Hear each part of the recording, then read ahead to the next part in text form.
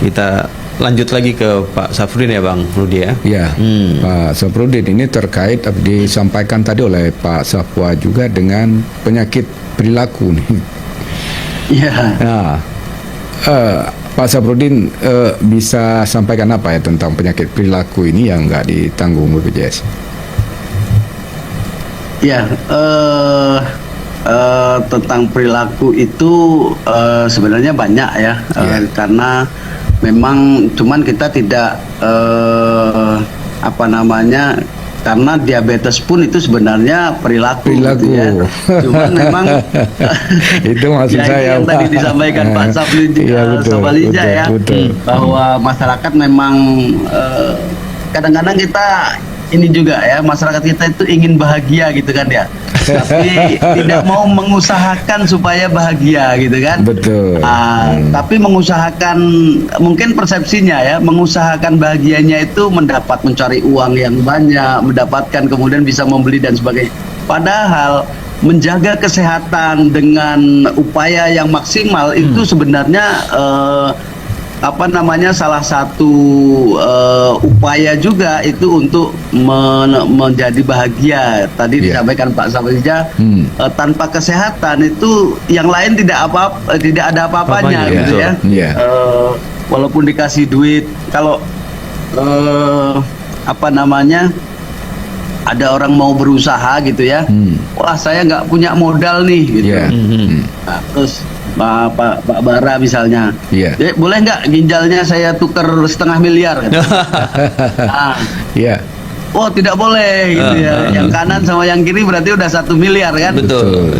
Itu berarti Anda sudah punya modal 1 miliar gitu ya kan? Betul. Nah, bagaimana kita menjaga titipan yang maha kuasa itu dalam tubuh kita gitu ya, untuk padahal kita harus menjaga aset 1 miliar misalnya gitu tadi ya. Itu yang perlu juga sebenarnya kita, dan ini peran media nih ya. Betul. Peran media untuk menyampaikan ke masyarakat luas bagaimana kita menjaga kesehatan semaksimal mungkin untuk tentunya membahagiakan kita dan keluarga kita gitu. Cuma memang kadang di lapangan nggak kerasa ya. Makan terus ngerokok misalnya kayak gitu ya. Yang ini. Pak, ini terkait masih soal penyakit nih baru ataupun soal fasilitas yang didapatkan oleh peserta JKN Barudi ini. Yang paling sering saya dengar Pak, katanya Pak, ini informasi saya belum juga tabayun, belum juga konfirmasi ke BPJS. Untuk operasi kehamilan katanya udah nggak ditanggung lagi untuk proses persalinan itu Pak ya? Atau bagaimana Pak sebetulnya? Itu apa termasuk perilaku juga itu Pak? Nggak ditanggung. harusnya hamil nggak ditanggung ya. Betul. Karena keinginan sebenarnya dia. Tapi kalau untuk fertilitas itu tidak ditanggung. Keinginan untuk dia tidak bisa, tapi keinginan untuk program lah istilahnya ya. Betul. Tapi kalau operasi selagi itu indikasi medis, misalnya bayi khususnya terlilit dan sebagainya, tentu itu masih tetap ditanggung. Dengan indikasi medis seperti itu Pak ya. Tapi kalau proses persalinan normal gitu enggak ya Pak ya? Kalau normal ditanggung di FKTP. Jadi kita ada jejaring Puskesmas, tadi disampaikan Pak Sabalija, itu ada jejaring bidan-bidan desa, kemudian di dokter di Puskesmas sendiri itu bisa membantu terkait dengan persalinan normal, dan kita ada monitoring untuk kehamilan. Nah ini kita monitor, kalau misalnya nanti ada indikasi penyulit dalam persalinan, maka bisa dilakukan rujukan ke rumah sakit. Tetapi kalau misalnya tidak ada indikasi penyulit, tentu bisa dilakukan di FKTP. Berarti intinya proses persalinan melahirkan, baik itu operasi dengan indikasi medis, dan juga melahirkan normal itu ditanggung oleh BPJS ya Pak ya? Harus ditanggung ya. Ya, Nah, masih ditanggung karena isunya beredar di luar sana Pak, katanya nggak ditanggung lagi, jadi merasa susah lah masyarakat seperti itu ya. Oh, iya. Dan ini juga butuh sosialisasi supaya masyarakat tahu dan paham ya Pak. Mana-mana aja kadang-kadang. Ya sebenarnya media sosialisasi kita cukup banyak juga, selain di website ya.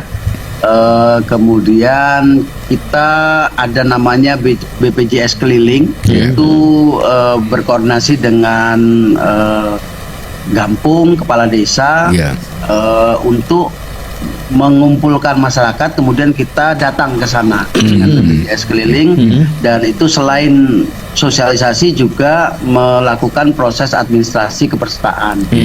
Juga ada BPJS online. Kalau kita ini sekarang tambah lagi, kalau di Kota Lok Sumawe ada mall pelayanan publik ya.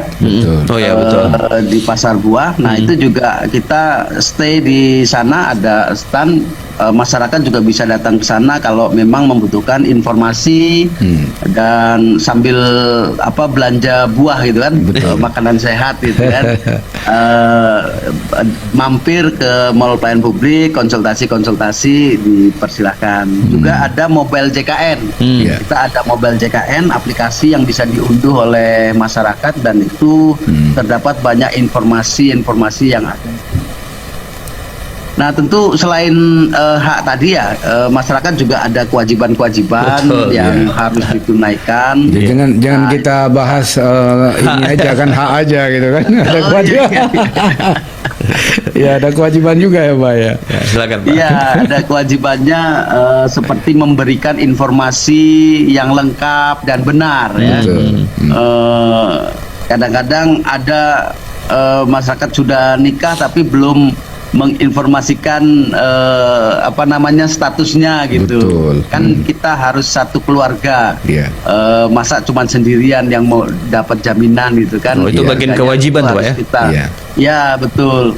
Nah itu karena kakaknya belum pisah mungkin dengan orang tuanya, nah, itu hanya mendaftarkan dirinya sendiri gitu. Nah ini juga harus wajib memberikan data dengan lengkap dan benar, termasuk juga dari teman-teman badan usaha ya. Badan usaha juga harus memberikan data yang lengkap dan benar, karena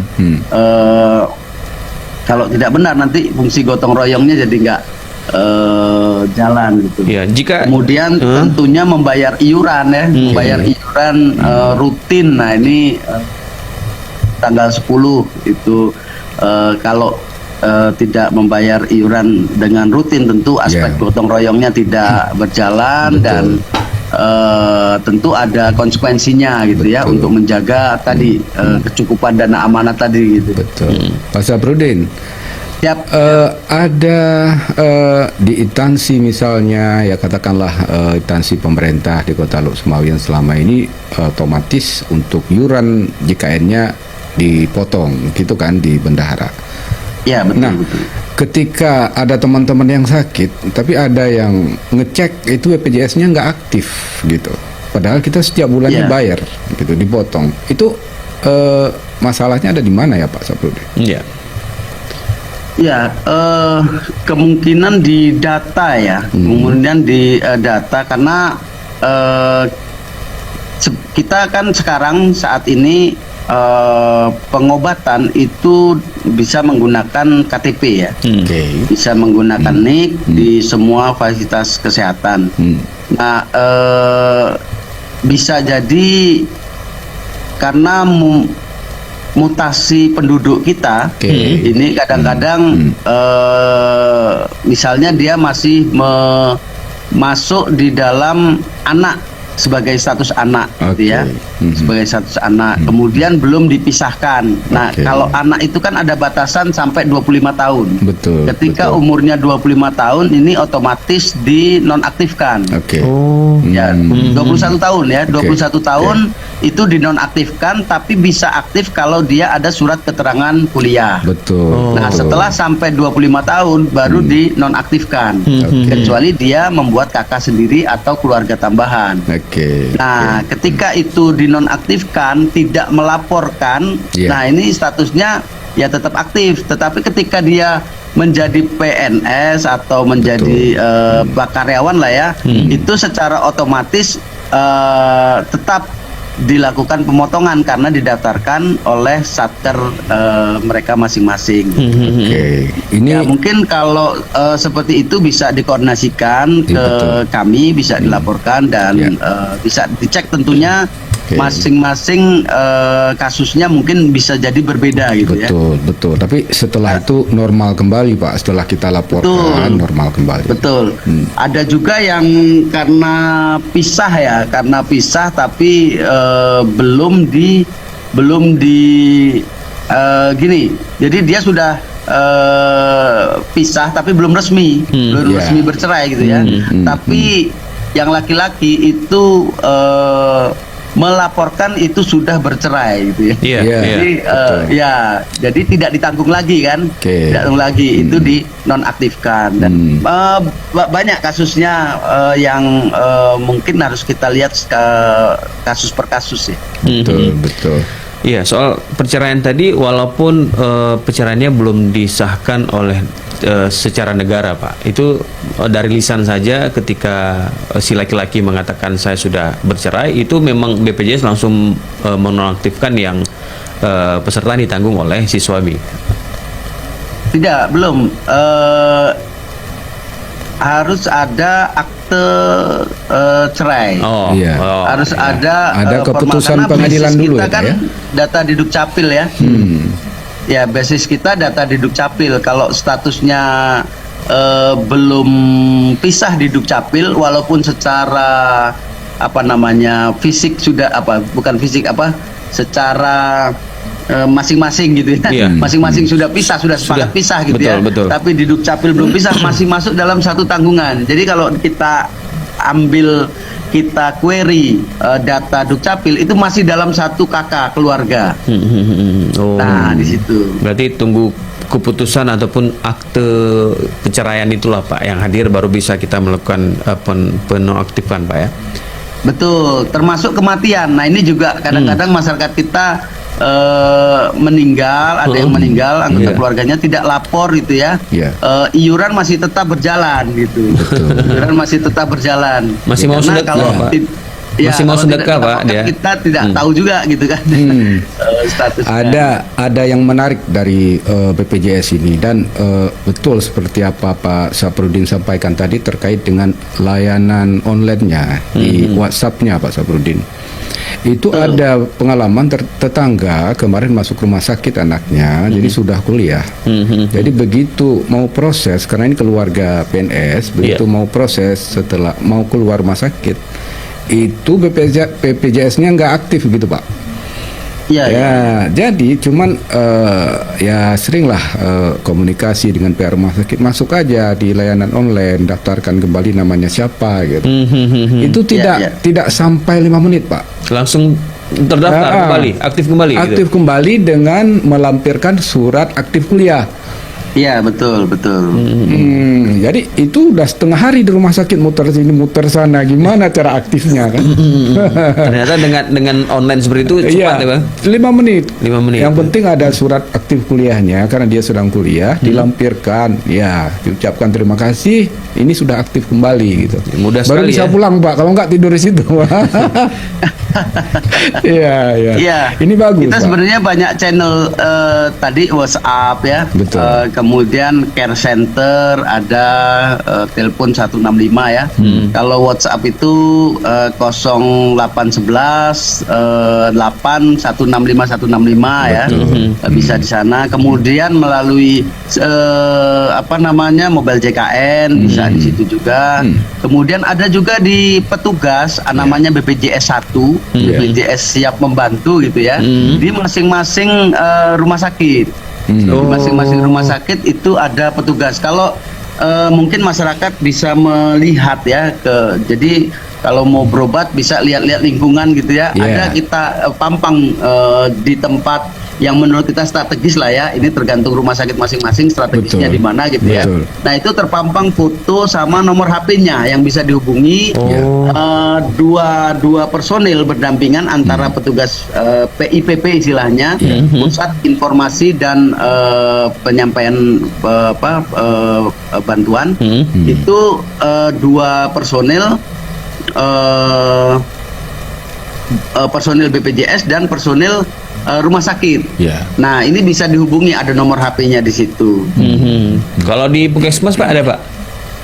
Puskesmas secara khusus ada juga di Puskesmas, tapi biasanya merangkap ya. Ada duta mobile JKN di pojok JKN, kemudian penyampaian keluhan gitu. Sebenarnya petugas penerima keluhan itu suatu hal yang jamak di organisasi publik ya. Sehingga walaupun begitu kita mendorong supaya masing-masing Vaskes itu memiliki personil tersendiri untuk menerima keluhan dari masyarakat. Iya. Ini Pak soal kewajiban tadi Pak. Untuk sejauh ini khusus untuk di cabang BPJS cabang Loksmawe ini ramai nggak Pak yang menunggak Pak? Belum melakukan pembayaran? Menunggak karena kita peserta mandiri kita nggak terlalu banyak gitu ya. Karena alhamdulillah untuk di wilayah Lok Sumawe, Aceh pada umumnya ini ada JKA kita ya. Betul. Jaminan Kesehatan Aceh yang ditanggung oleh pemerintah. Provinsi dan tentunya juga kontribusi kabupaten gitu, kota gitu ya. Nah, sehingga masyarakat ini ditanggung oleh JKA. Dan untuk saat ini mungkin ada sedikit pengetatan bahwa masyarakat yang bisa dimasukkan ke JKA, misalnya kalau bayi lahir itu hanya orang tua yang sudah terdaftar di JKA gitu. Ya. Berarti sebagian besar kita banyak ke JKA dan PBI di wilayah kita.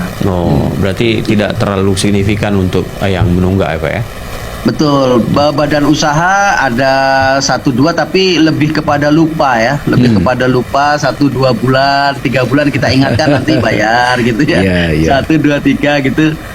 Bayar alhamdulillah ya masyarakat, terima kasih juga kepada masyarakat Lok Sumawe ini sudah patuh lah ya. Untuk kita sama-sama semakin lama, kita udah 10 tahun menjelang 11 tahun ini, alhamdulillah lah kesadaran masyarakat perlahan-lahan meningkat untuk berkontribusi dan bersama-sama bergotong royong dalam jaminan kesehatan nasional yang ini bukan hanya program BPJS ini, tapi program bangsa kita gitu ya, nasional gitu. Yang patuh membayar BPJS-nya Pak, tapi nggak pernah sakit dikasih reward Pak.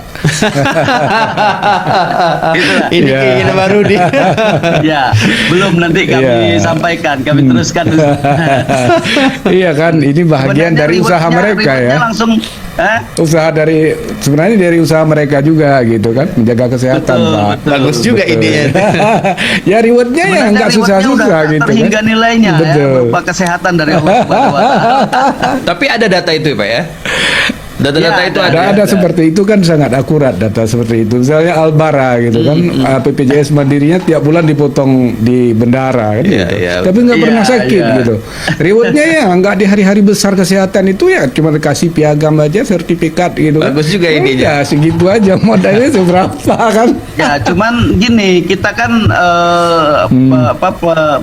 jaminan kesehatan ini kan sepanjang hidup ya. Oh betul. Jadi mungkin tahun ini ya kita nggak minta ya tetap sakit ya Pak ya. Tahun ini, tapi tahun depan, nanti kalau sudah Pak Bara 50 tahun gitu ya. Udah mulai itu ya Pak ya. mungkin Bro Rudi bisa juga diatur dengan jarak waktu mungkin ya. Oke, Karena baik. gini, bapak-bapak ya, mungkin kita sekarang di sini alhamdulillah sehat walafiat gitu ya. Amin. Kita membayar iuran dan sebagainya. Tapi kalau kita tengok di rumah sakit, Betul. itu sudah banyak orang yang mau hemodialisa, sudah betul. ngantri rutin gitu ya.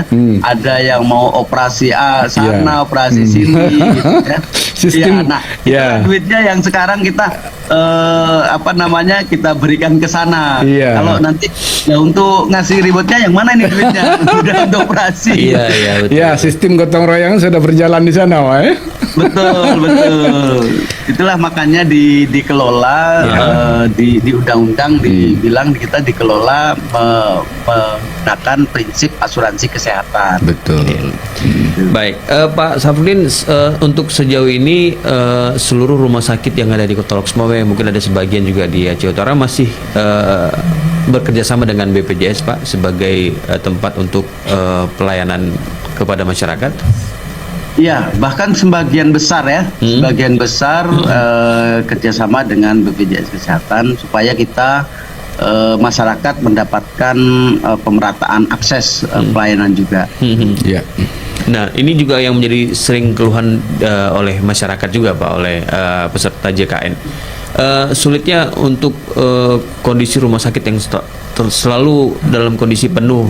Kadang-kadang ada masyarakat yang harus berhari-hari di UGD ataupun di IGD nih, Pak. Ya. Ini bagaimana dari BPJS, Pak? Ya, yang pertama tentu kalau itu penuh memang balik kepada yang Pak Safwalija tadi sampaikan ya, bahwa kita harus menjaga kesehatan dan tentu perbandingan kalau kita hitung perbandingan masyarakat dengan tempat tidur rumah sakit, kalau kita menggunakan angka WHO itu 1/1000. Nah, kalau di Lok Sumawe ini dengan kurang lebih 10 rumah sakit yang kerjasama, ini masih tercover karena masih di bawah 1000, kurang lebih masih 400 perbandingannya. Yeah. Artinya sebenarnya kalau dari perbandingan dengan masyarakat itu masih cukup gitu ya. Cuman memang ketika itu penuh tentu ya tanpa BPJS pun ketika penuh kita harus menunggu gitu ya. Rumah sakit. Dan kalau kita semua masyarakat misalnya sakit kemudian masuk ke rumah sakit tentu tidak akan cukup bed yang tersedia gitu kan. Betul. Nah, oleh karena itu ada sistem kesehatan kita ada di FKTP, fasilitas kesehatan tingkat pertama yang menyaring kira-kira tidak semua penyakit itu dirawat inapkan gitu ya. Mungkin kalau masih bisa di kontrol jalan, misalnya rawat jalan itu dilakukan rawat jalan, tidak dirujuk ke rumah sakit semua. Kalau dirujuk semua pasti nggak cukup gitu kan ya tempat tidurnya. Kemudian juga menjaga kesehatan tadi supaya dan kesehatan masyarakat tetap terjaga. Dan kalau misalnya itu benar-benar penuh dan tidak tertampung, ini perlu kita evaluasi nih, apakah ada wabah gitu kan, yang menyebabkan masyarakat secara outbreak gitu ya, secara signifikan sakit semua gitu kan. Nah, ini yang perlu kita evaluasi. Mungkin kami koordinasi dengan dinas kesehatan, apakah ada wabah di Kota Lok Sumawe kalau misalnya rumah sakit penuh semua gitu kan. Nah, seperti itu perlu kita lihat. Dan kalau itu wabah tentu tidak ditanggung oleh BPJS Kesehatan. Baik Pak Safrudin, sebetulnya banyak yang bisa kita bincangkan sama BPJS nih karena menyangkut soal kepentingan kesehatan masyarakat, Pak ya. Tapi mengingat waktu nih Pak, mudah-mudahan di lain waktu nanti bisa kita ngobrol lebih panjang lagi ya Pak. Ngopi darat Pak. Ngopi darat Pak. Itu ngobrolnya ngopi darat. Baik, terima kasih Pak Safrudin. Sukses selalu Pak. Makasih banyak. Assalamualaikum warahmatullahi wabarakatuh. Waalaikumsalam warahmatullahi wabarakatuh. Baik, mendengar demikian dialog Lok Semawi pagi ini. Dua narasumber tadi sudah kita ajak bincang lebar panjang ya terkait dengan persoalan BPJS dan juga hak dan kewajiban. Ada narasumber kita tadi Albara Safruddin Imam Negara, ini Kepala Badan Penyelenggara Jaminan Sosial BPJS Kesehatan Cabang Lok Semawi. Kemudian ada Pak Safwalida Eskip MKM, ini Kepala Dinas Kesehatan Kota Lok Semawi. Kita akan akhiri di pagi hari ini. Saya Rudi dan saya Albara Maulana. Assalamualaikum warahmatullahi wabarakatuh.